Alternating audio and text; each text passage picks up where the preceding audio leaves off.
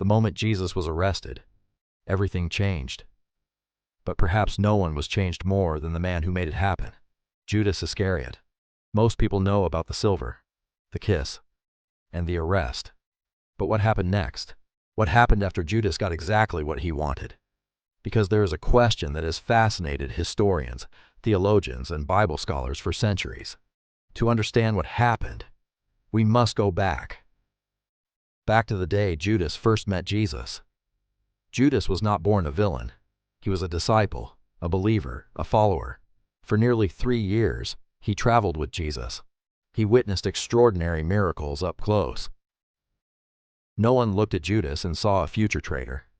To understand Judas, we must understand the world he lived in. First-century Judea was under Roman rule. Rome controlled nearly every aspect of daily life. For generations, people had waited for a Messiah, a deliverer, a king. And when Jesus appeared, many believed he might be that person. And perhaps, with every passing month, Judas became increasingly frustrated. One of the most fascinating moments in Judas's story happened shortly before the betrayal. Without warning, she poured it over Jesus. The fragrance filled the room. But Judas objected. By this point, something inside Judas was already changing. As Passover approached, Jerusalem became more crowded by the day. They wanted him removed. But there was a problem. Arresting him publicly could trigger chaos. The authorities needed someone on the inside, and that person was Judas. 30 pieces of silver, the most famous payment in human history. The agreement was made, the plan was set, and now the clock was ticking. The city outside was alive with activity, but inside a quiet upper room, Jesus sat with his disciples. Yet none of them fully grasped what was about to happen, because Jesus already knew.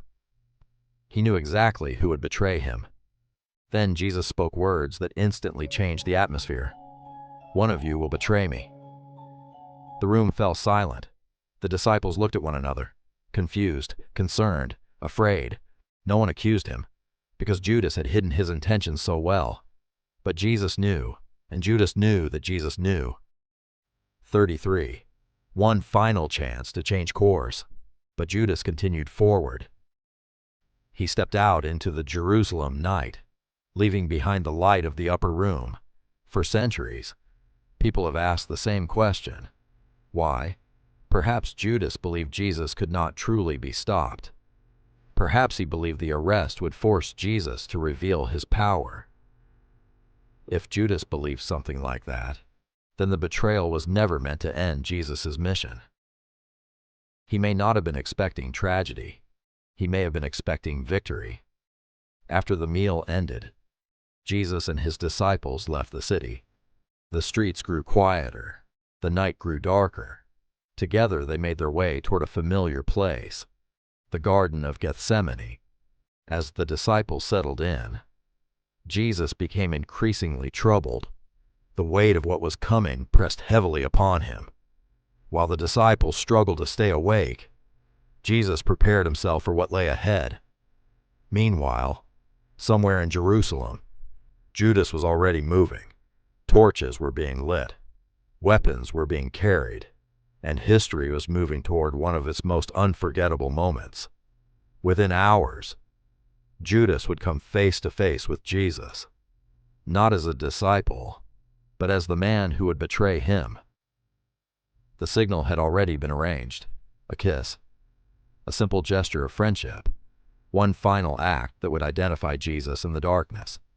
But what happened next is extraordinary. Jesus did not run. He did not hide. He did not resist. The disciples were stunned. Fear took over. And for Judas, reality was beginning to change, hour by hour. The situation became more serious. The silver that once seemed important now felt worthless.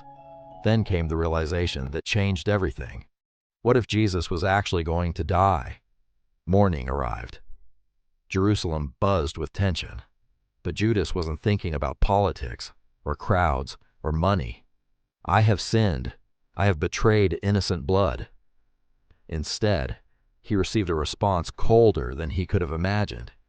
In desperation, he threw the silver coins into the temple. The money was gone, but the guilt remained. Yet Judas was not the only disciple who failed Jesus.